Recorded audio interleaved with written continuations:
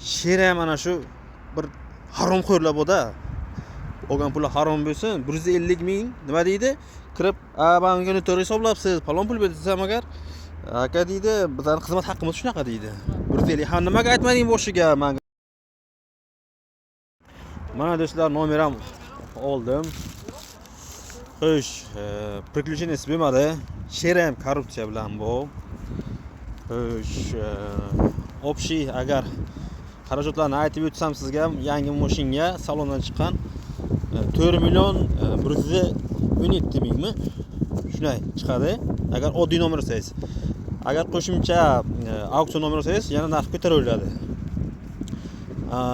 Qara korrupsiya bor degan bo'lsangiz agar, xo'sh, ana shu nimaga borib kirasiz? Ariza topshiring deydi. Arizaga kirasiz, yoniga qizlar o'tiribdi. Qizlar keyin to'lovni qiling deysiz. Qizlar sizga falon pul berasan deb sizdan pulni oladi. Va keyin SMS keladi, SMS men ko'rsatasan deydi. Bu SMS ko'rsatganingizdan keyin to'lovi kamroq bo'ladi u. Sizga kamiga 100 ming, 150 ming pulni oladi. Ana sher ham korrupsiya, sherda ham davlat qancha harakat qilmasin korrupsiyani yo'qotishga baribir korrupsiya qiladi-da bu. 150 ming nima deydi?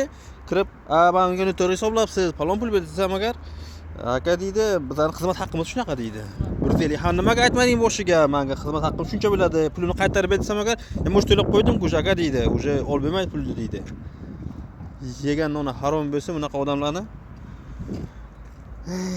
Mayli.